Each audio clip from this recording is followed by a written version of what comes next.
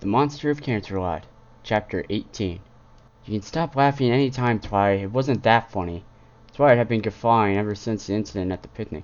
Poor Fluttershy had to be carried back to her cabin by Applejack. She'll probably be scarred for life. Oh, come on. Your pale butt isn't that scary, Twilight teased. I don't think it was my butt that made her faint. Are we bragging? 'Cause I hate to tell you. I know full well about the size difference, thank you. Mother insisted on teaching me about that. You think having that conversation was awkward with your mom? Try it when there are laughing maids in the room. Ugh, don't even get me started on the magic visual aids. I closed my eyes and shivered. Yeah, you're just worried your Philly friend will find out that somebody else got to see her bits before she did. What Philly friend? You know exactly who I'm talking about. Who? Rose? See? I knew you liked her. Oh, for Mom's sake, Twilight, she is not my Philly friend. Only because you're too scared to ask her out. Hey, I'm not afraid. By this point in our conversation, we had reached the middle of the marketplace. We were also drawing a lot of attention. For one thing, we were both royalty in a small town. Another reason, we were starting to get a little loud. Prove it, Twilight dared with a sly grin. Fine, I will. By chance, we had stopped right in front of the flower shop. I spun on my heels and marched right in through the front door. Hello and welcome to... Oh, Chris, back so soon? Rose, I would like to ask you to dinner tomorrow night. Oh, alright. How about 7 o'clock? Excellent. See you then. I turned and walked back out the door. Twilight was standing there with a look of mild shock on her face. I poked her nose with a single finger. Ha! Told you I wasn't scared. Wait, what just happened? You just asked Rose out on a date. Ah, I thought that's what happened. I stood there motionless for a second or two. Then, Rarity! I ran as fast as I could to her boutique. Twilight was galloping right beside me. She seemed to know what I was doing. However, there were a few panicking ponies who seemed to have no idea as they ran for cover. It wasn't long before we were barging through the front door of the Carousel Boutique. My word! What is going on here? Rarity asked, clearly surprised by our presence. Rarity, I need your help. I need something to wear and some advice. Hey, why not ask me for advice? No offense, Twilight, but dating books are not the kind of advice I really want right now. Twilight grunted. Wait, dating books? Do you have a date, Chris? Rarity seemed appropriately surprised. Yeah, though I'm still not exactly sure how it happened, I said while rubbing my chin. And you came to me for advice and an outfit? Well, yeah, I shrugged. It took a while for my hearing to return after Rarity's squeal of joy. I wasn't fast enough to cover my ears in time. I had only just managed to catch that cute little dance she does when she gets excited. Made the ring in my ears worth it. So, you'll help me then? Are you joking? Not only do I get to design clothing for royalty, but I get to help a friend at the same time. Plus, to top it all off, I get the added challenge of dressing an entirely different species. Of course I'll help, darling. Well, however, if this is some sort of cruel joke, I shall never speak to you again. The next 2 hours were very long ones indeed. Rarity took my measurements from every angle imaginable and poured every ounce of romantic advice she could into my brain. The whole time, Twilight sat on one of Rarity's chase lounges and watched the show. Luckily, Sweetie Belle was spending the afternoon with her big sister and served some decent tea.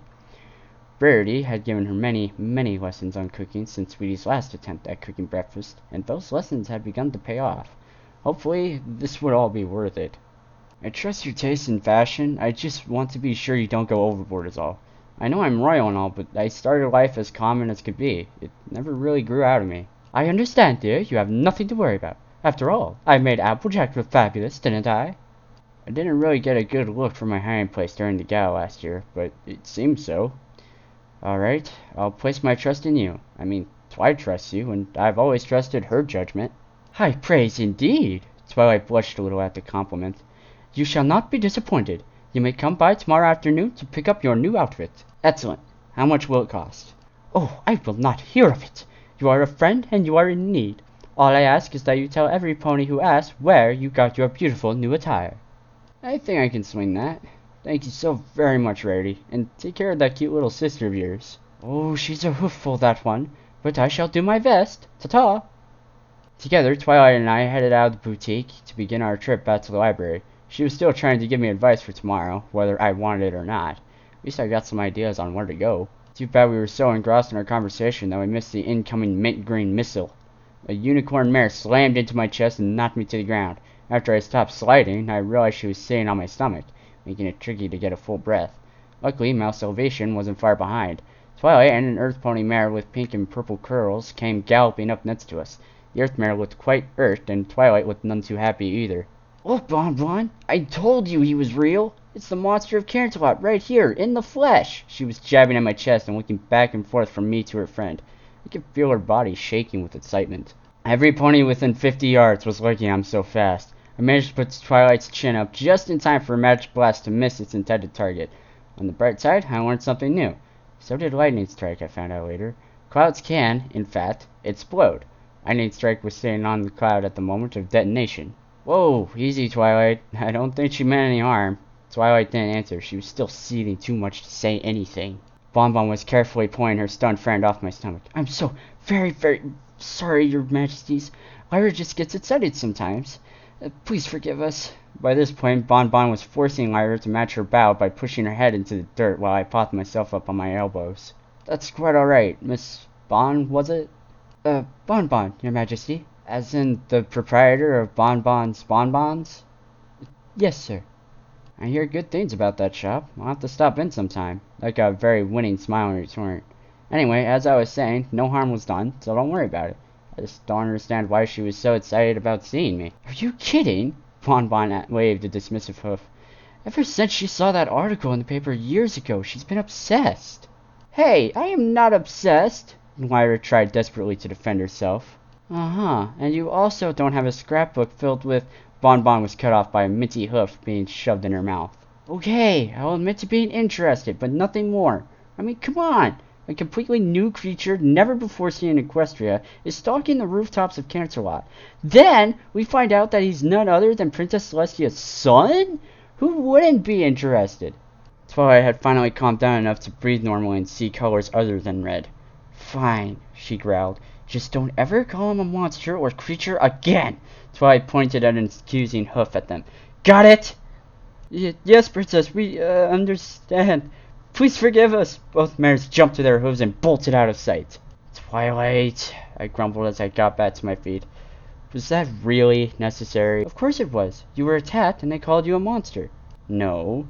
She called me the Monster of Canterlot. That was what I was called in the papers until a few days ago. You overreacted. Believe me, I'm something of an expert in that department." But she... Maybe you're right. I get so upset when some pony is mean to my friends, especially when it's family. I knelt down and hugged Twilight. "Have I ever told you how much I appreciated that you and your family accepted me like you did?" She giggled. "Maybe once or twice." "Good, 'cause I meant it." I released her and stood back up. "Now, let's get back to the library. I'm getting hungry." That night I didn't bother writing to Celestia. I wasn't mad at her or being spiteful or anything. I just didn't think she needed to know about my being the butt of Fate's joke. I guess I could have informed her of my date, but I've had enough female advice for one lifetime. Besides, I couldn't take another lecture on romance. Instead, Twilight and I decided to call it a night early. We were both still really tired from all the swimming and excitement of the day. It wasn't long before we were fast asleep. However, I wasn't dreaming alone for long. Hazards of being related to the Princess of the Night. I woke in the dream world, modeled after Celestia's private chambers, to find myself locked in a vice-like embrace. There was only one pony who could have squeezed me like this. "Mom, loosen up. I know it's a dream, but it still hurts." "Just a few seconds more." Now she added in a rocking motion. Finally, I was released. "There, all done. I've just missed you so much, I couldn't help myself." "It's been 2 days. 3? Celestia pointed out sternly. 3 days. Is that really warranted you breaking my dream ribs? Wait, how are you even in my... Come on, Aunt Luna. "I do apologize, Christopher." Luna faded into view from the shadows. "Sister practically forced me to arrange this meeting." "I understand, Aunt Luna, and I'm not mad. Just surprised, is all. I love both of you, and I'm glad I get to see you." I wrapped my arms around both the alicorns. "I'm just surprised, is all. I was expecting nightmares about my lively day." "Oh?" Celestia asked. "And just what happened today to cause you nightmares?" I could feel the motherly protective instincts radiating off her. "Nothing, Mom. It was just some minor embarrassment that was largely self-inflicted. Really, if any pony were to have nightmares, it would be Fluttershy." Luna closed her eyes and seemed to be listening to something only she could hear. I don't sense any nightmares in her vicinity. If anything, I would say it was more like a dream about... Luna didn't finish her sentence. Rather, she just blushed heavily and her eyes shot open. What's wrong? I asked. Is everything alright? There are some dreams that are meant to stay private. Luna looked to be on the verge of panic, especially with the sweat beating down her face. Speak no more of this! Easy, sister. Chris was merely concerned for his friend. Speaking of which, how are things going with them? Pretty good, actually. We had a real nice picnic today, and I did a little sparring with Rainbow Dash. Which reminds me, Corporal Lightning Strike? Really? Oh, you saw him, did you? Celestia blushed and turned her face away from me. Kinda hard to miss a guard tackling some pony you're in the middle of sparring with. What the hey, Mom? I'm sorry, sweetie. I was just worried about you. I held Celestia's head and kissed her just under the horn. She giggled just like she always does when I do that. I know, Mom. I understand. I just wish you would have discussed it with me first. You're right, of course. I overstepped. I just don't want to leave anything to chance when it comes to the safety of my precious son. Alright, enough. You're embarrassing me. She snatched me up in her legs again. So, it's just the three of us here, and Luna feels the same way I do. It is true. I care for you a great deal. Sadly, our time in this realm is short, and we must all return to our true selves. Christopher, please take care of yourself. I will, Aunt Luna. I love you. Don't forget about me, Celestia said as she tightened her grip once more and nuzzled me relentlessly. I love you very much. I returned her squeeze and nuzzle, but added a kiss on the cheek. Never. I love you too much for that to happen. Gradually, the dream world vanished and was replaced with Twilight's Loft. The sun was already warming my face. It was like Celestia was caressing me from an eternity away. It was definitely an advantage to having a deity as a mother. I sat up in my bed and rubbed my hands down my face. Today was going to be interesting. I had a new outfit to pick up, my date with Rose. I still had to deal with all the girls who had seen too much of me already. Oh well, I have to face the day at some point. Might as well be this one. And that was the end of the most interesting days of my life. To that point, anyways.